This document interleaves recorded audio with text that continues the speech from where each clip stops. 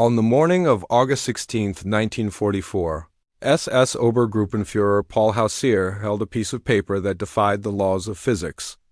He stood in a damp concrete bunker near the village of Fontaine-Ligne. Outside, the sky was gray and heavy.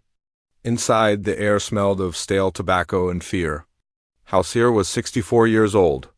They called him Papa. He was the father of the Waffen-SS, a man who had lost his right eye to a Russian shell fragment outside Moscow in 1941. He was a Prussian officer of the old school, disciplined, aggressive, and utterly loyal to his orders. But the order he held in his hand, transmitted directly from the Wolf's lair almost 1,000 miles away, was insanity. "Hold position," it read. "The 7th Army will not retreat.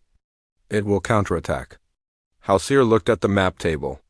The reality on the acetate overlay was a death sentence. He commanded the German 7th Army, on paper. This was a terrifying force of 100,000 men and the remnants of 4 panzer divisions. But in reality, they were trapped in a pocket barely 15 miles wide and 9 miles deep. To the north, the Canadians were hammering down towards Trun. To the south, the Americans of the 15th Corps were pushing up from Argentan. To the east, the vengeful Polish 1st Armored Division was closing the only exit. Howard did the math. He had 100,000 men. He had thousands of vehicles, and he had exactly 1 major road and 3 dirt tracks to get them out. If he obeyed Hitler, his army would die where it stood. If he disobeyed and ordered a retreat, he had to push an entire army through a gap narrower than a city block while under fire from 3 sides. Howard crumpled the telegram. He made the only decision a rational soldier could make. He ordered the retreat. "We move tonight," he told his staff. "We must reach the Dives River before dawn." The retreat began in a deluge of rain. By the afternoon of August 17th, the roads leading to the town of Chambaz were a parking lot of the damned. This was the reality of the Wehrmacht in 1944. Stripped of its propaganda gloss, alongside the fearsome 60-ton Tiger II tanks of the 5,003rd Heavy Panzer Battalion, there were thousands of horse-drawn wagons. The German army was a bizarre hybrid, a 20th-century armored head attached to a 19th-century logistical body. Panic was beginning to set in. The men of the 277th Infantry Division were exhausted, their boots rotting on their feet. They marched with their eyes fixed on the sky, terrified of the Jabos, the Allied fighter-bombers that ruled the daylight. Every time an engine was heard overhead, the interreculum would freeze, thousands of men diving into the hedge. Major Hans von Luck, a commander in the 21st Panzer Division, drove up and down the line in his Kabalwagen, shouting orders, trying to separate the tanks from the horses, trying to keep the blood flowing through the arteries of the pocket. "Keep moving," he screamed. "If we stop, we die." The tension was physical. You could smell it. Music, sweat, wet wool, hot oil, and horse manure. They were waiting for the air attack. They were waiting for the screech of rockets. But 10 miles away, inside the Fire Direction Center, FDC, of the U.S. 15th Corps, there was no mud. There was no screaming. There was only the quiet, methodical work of calculation. This was the cold side of the war. American artillery wasn't an art form. It was an industrial process. Inside a large canvas tent, rows of men sat at drafting tables. They weren't warriors in the traditional sense. They were accountants of destruction. They wore clean uniforms. They drank hot coffee. They used slide rules and logarithm tables. While Hausser was screaming at his tank commanders to clear a bridge, an American lieutenant named Parker was calmly plotting coordinates on a grid. "Target area 44 Bravo," Parker said into a telephone. "Crossroads east of Chambas. Concentration of enemy armor." He didn't look out a window. He didn't see the enemy. He only saw numbers. Azimuth 4,200 ms, elevation 380, charge 5. The American system had solved the biggest problem of artillery, time, in the German army. Each battery calculated its own firing data. It was slow. It was personal. In the American army, the FDC centralized everything. One brain controlled 100 guns. They treated the battlefield like a factory floor. The German soldiers were just raw materials to be processed, and the machine was hungry. Every day, the Red Ball Express, a continuous conveyor belt of trucks, delivered 20,000 tons of supplies to the front. For every shell Hausser's tanks fired, the Americans could fire 50, but volume wasn't the weapon. The weapon was synchronization. What Lieutenant Parker and his team were preparing was a tactic known as time on target. Toot. This is the moment where the war changed from a contest of wills to a physics problem. To understand why Hausser's army was doomed, you have to understand the mathematics of instantaneous convergence. Here is the problem with traditional artillery. Battery of fires. The shell travels for 30 seconds, boom, the enemy hears the explosion. They realize they are under attack. They devento foxholes. They button up their tanks. Battery B fires 10 seconds later, boom, but by now the enemy is safe underground. The surprise is lost. The killing potential drops by 90% after the first shell. General Hauer knew this. His veterans knew this. They counted on that 10-second window of survival. It was the rhythm of their lives. The Americans decided to remove the window. Inside the FDC tent, Parker pulled out 3 separate fire tables stained with coffee rings. He was working backward from a specific moment in time. The question wasn't when should we fire. It was when must each gun fire so everything arrives simultaneously. Battery A 155 millimeters long. Toms positioned at grid the 22nd of November. Distance 12.4 miles from target. Flight time of a 155 millimeter shell at that distance accounting for muzzle. Velocity of 2,800 feet pers. Air resistance coefficient and ballistic curve 48 seconds exactly. Battery B 105 millimeters howitzers positioned at grid 31. Charlie distance 4.3 miles from target. Flight time of a 105 millimeters shell 18 seconds exactly.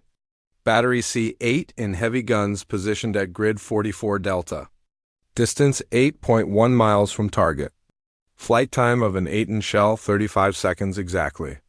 If all 3 batteries fired at the same moment, the shells would arrive sequentially, useless, 18 seconds apart. The enemy would hear the first, react, and survive the second and third. But if the FDC issued precise firing times calculated backward from a specific impact moment, let's call it 400 hours, then the convergence became possible. Parker worked the calculations. Battery A must fire at 135,912 to arrive at. Battery C must fire at 135,925 to arrive at 1400. Battery B must fire at 135,942 to arrive at 1400. 0. This required a synchronization of watches that had never been attempted in human history. Every morning, American artillery officers synchronized their wristwatches to the second using the BBC time signal or a master radio. Pulse transmitted from Corps headquarters. A deviation of 2 seconds was considered a failure. 2 seconds meant an error radius of approximately 1,200 meters at the target, useless. But the Americans had invested in precision. Each artillery officer carried a Bova or Elgin watch synchronized to within 1 second of atomic time. The ritual was solemn.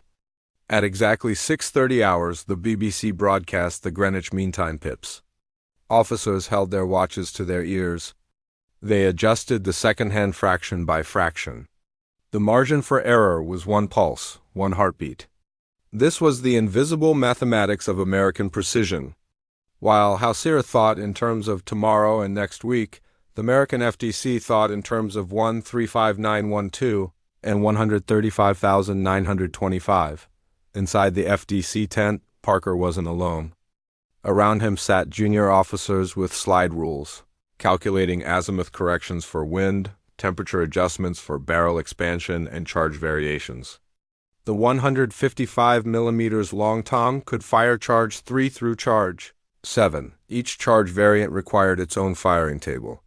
Charge 5 gave 48 seconds flight time. Charge 6 gave 44 seconds. Charge 7 gave 41 seconds. The FDC had to decide which combination of charges and firing times would converge on target. 44 Bravo at exactly 1,400 hours. It was a three-dimensional puzzle. Not just distance, not just time, but the vertical dimension as well. The shells had to arrive not just at the same moment, but at the same altitude, creating a cone of destruction that no soldier could escape. But there was something else Parker wasn't calculating. Not yet. He was calculating where to fire next after this barrage and the barrage after that. Because the toot wasn't a one-time tactic. It was a process, a rhythm. The idea was revolutionary. Instead of continuous bombardment, use periodic toot volleys. Fire once, reload, wait 5 minutes, fire again at a different grid square with a different convergence time. The enemy couldn't dig in, couldn't fortify, couldn't predict. They could only watch their grid square and pray. In the next tent, Major Williams was reviewing the ammunition supply line. How many shells could 5th 10th Corps sustain? The Red Ball Express delivered 20,000 tons per day to the front. Of that, 8,000 tons were ammunition. Of that, 3,000 tons were artillery projectiles. That was 30,000 individual shells per day, assuming an average weight of 100 pounds per shell. If the toady strategy required 3 barges per hour with 300 shells per barrage, that was 900 shells per hour or 21,600 shells per day. Within the supply capacity, more than sufficient. While Hausser was screaming at his tank commanders to clear a bridge, an American lieutenant named Parker was calmly updating a logistics spreadsheet.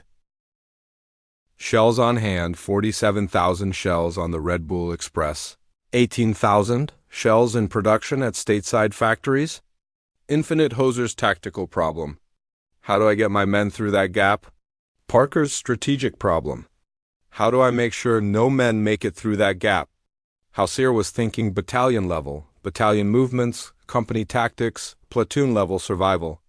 Parker was thinking system level, production schedules, logistics chains, convergence vectors, and casualty rates. One man with a radio transmitter, one man with a slide rule. Both trying to solve the same problem, but from opposite ends of the war. Hausser would lose because his problem was impossible. He had 100,000 men in a 15-mi pocket with only one exit. Parker would win because his problem was already solved. He had 48 guns, 300 ammunition trucks, and a watch synchronized to the BBC. What Hausser didn't know was that this wasn't even the beginning. This was just the artillery. Behind the artillery was the Air Force. Behind the Air Force was the Navy. Behind the Navy was Detroit. The 7th Army was facing more than 5th 10th Corps. It was facing the entire American industrial system, and that system had decided that the Falaise Pocket would cease to exist by August 21st. When the order fire was given, it didn't look like a movie. It wasn't a simultaneous roar. It was a staggered, confusing ripple of noise across the countryside. To a German observer on a hill, it would sound lazy. A pop here, a thud there. But up in the stratosphere, something terrifying was happening. Hundreds of steel projectiles weighing between 30 and 200 pounds. Each were converging in a three-dimensional cone. They were traveling at supersonic speeds. They were outrunning their own sound.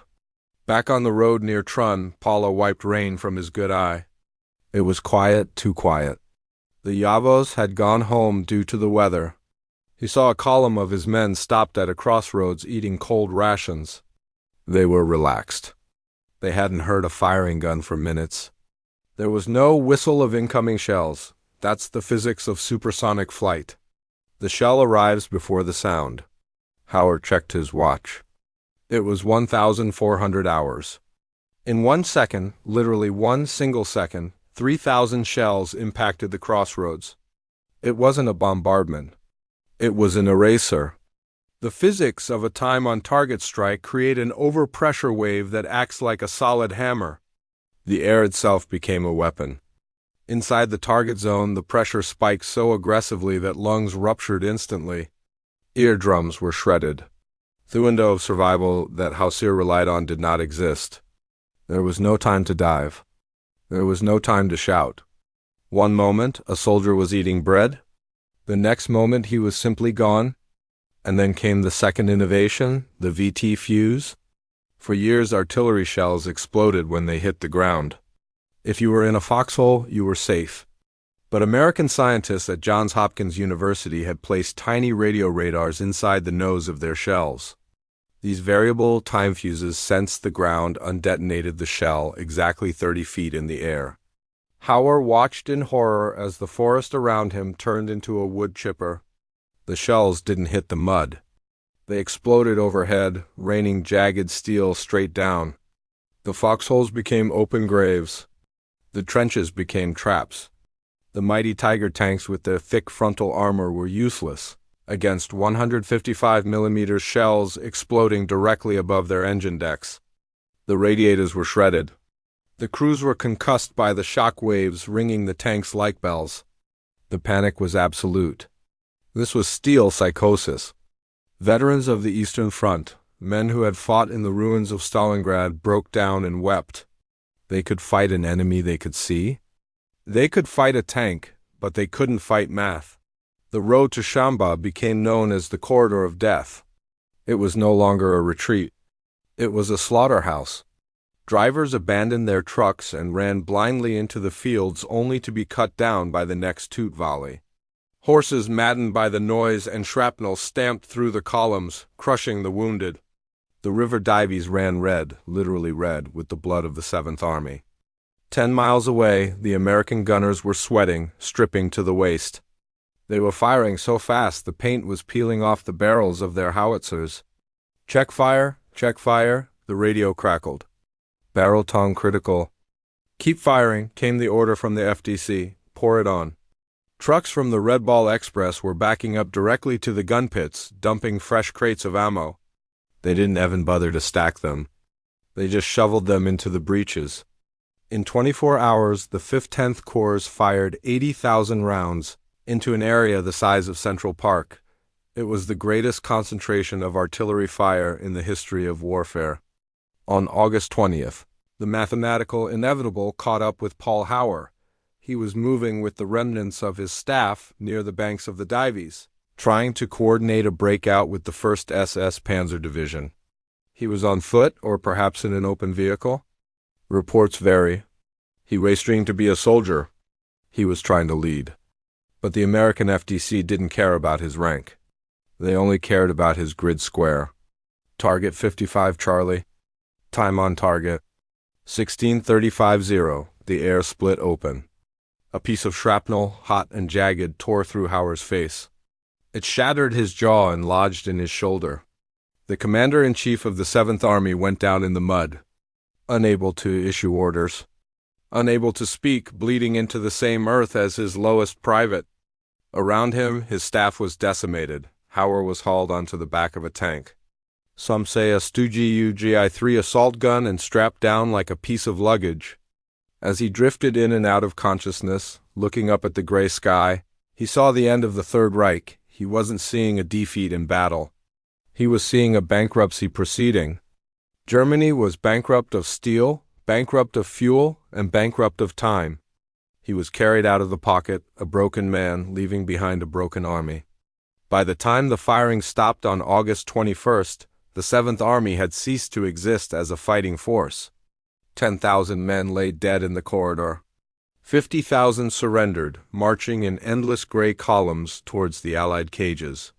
But the material loss was the true verdict. 500 tanks and assault guns destroyed. 7,000 trucks abandoned and 20,000 horses, their bloated bodies filling the air with a stench that pilots claimed they could smell from 2,000 feet.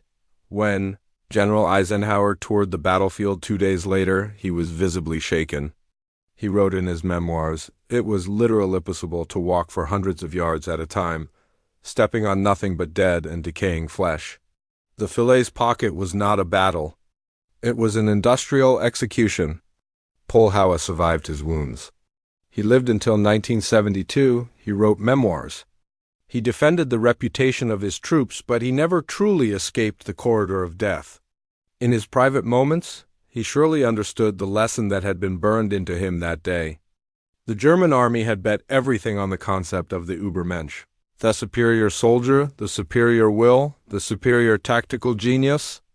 They believed that fighting spirit could overcome material disadvantage. But on August 20th, 1944, the United States Army proved them wrong. They didn't beat Hausser with better tactics. They didn't flank him with brilliance. They beat him with a slide rule. They beat him with a logistic chain that stretched from Detroit to Normandy.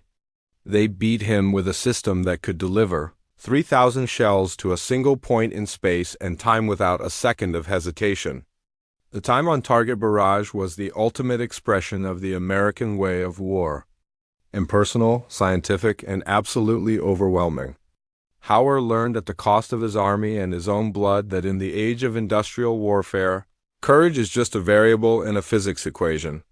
And against the math of the U.S. Army, the value of that variable was 0. Thanks for watching Tales of Valor. Like and subscribe for more forgotten World War II stories. Where are you watching from today? What other World War II stories should we cover next? Your engagement helps us continue bringing these untold narratives to light. We explore history through the lens of those who lived it. German commanders discovering why courage could not defeat systems. Japanese officers realizing that tactical excellence meant nothing against industrial supremacy. American soldiers understanding that wars are won in factories, not on battlefields. Subscribe for more untold stories of World War II and the real lessons of